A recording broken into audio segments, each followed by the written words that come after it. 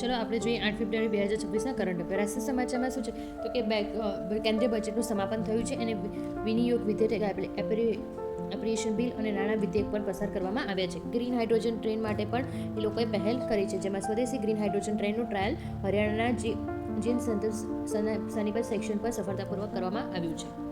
આગળ જોઈએ આપણે હવે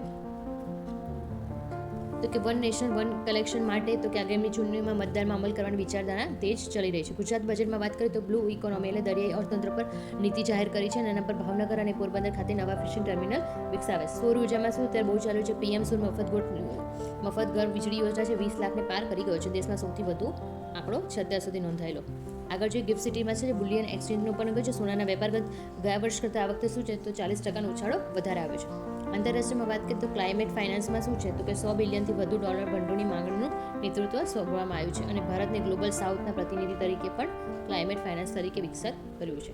બ્રિક્સમાં જોઈએ તો કે ડિજિટલ કરન્સી લોન્ચ કરવાની અગ્નિની ચર્ચા મોસ્કો ખાતે યોજાઈ છે. ચલો હવે જોઈએ આગળ આના પ્રશ્નો આપણે સોલ્વ કરીશું જે આ કરંટ અફેર રિલેટેડ છે. નાણાં વિધેયક અને ધન વિધેયક વચ્ચેનો તફાવત સંદર્ભે નીચેનામાંથી કયું વિધાન સત્ય છે? શું આવશે તો કે આપણે જોઈએ પ્રમાણે તમામ ધન વિધેયક એ નાણાં વિધેયક હોય છે. ચલો આગળનું જોઈએ હવે. ભારતની પ્રથમ હાઇડ્રોજન ટ્રેન કયા ટેકનિકલ સિદ્ધાંત પર કાર્ય કરે છે? તો આપણે જોયું આગળ શું જવાબ આવશે તો કે હાઇડ્રોજન ફ્યુઅલ સેલ. બરાબર, આગળનું જોઈએ હવે. ગુજરાત 2026માં બ્લુ ઇકોનોમી શબ્દનો અર્થ શું થાય છે? શું આવશે જવાબ તો કે દરિયાઈ સંશોધનોનો ટકાઉ ઉપયોગ એટલે સી ઓપ્શન રાઇટ આન્સર છે. ચલો આગળ જોઈએ. વન નેશન વન ઇલેક્શન માટે બંધારણના કયા અનુચ્છેદમાં સુધારો કરવો અનિવાર્ય છે? તો કે આપેલ તમામ એટલે આના પણ સુધારો કરવો પડશે 172માં, 83માં, 324 ત્રણેયમાં. ચલો આગળ જોઈએ હવે પ્રશ્ન.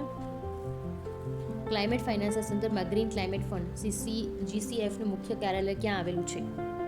તો કે ઇચિયોંગ દક્ષિણ કોરિયામાં આવેલું છે. બરાબર, આગળનો પ્રશ્ન હવે જોઈએ. ગુજરાતના કયા બંદર દેશનું પ્રથમ ગ્રીન હાઉસ હબ સ્થાપવાની જાહેરાત કરી છે? તો શું જવાબ છે તો કે દીનદયાલ બંદર કંડલા. આગળ જોઈએ હવે. ગુજરાત સંસદના વિનિયોગ વિધેયકની બંધારણ કયા અનુચ્છેદ હેઠળ રજૂ કરવામાં આવી છે? તો શું ક્યાં હેઠળ તો કે અનુચ્છેદ 114 હેઠળ. આગળનું જોઈએ. તાજેતરના સમાચારમાં રહેલ બુલિયન એક્સચેન્જ શાના વેપાર માટે કરવામાં આવે છે? શાના માટે વેપાર કરવામાં આવે છે તો કે કિંમતી ધાતુઓ, સોના અને ચાંદી માટે. ચલો આગળ જોઈએ. બ્રિક્સના સંગઠનના સ્થાપનમાં નીચેનામાંથી કયા દેશોનો સમાવેશ થતો નથી?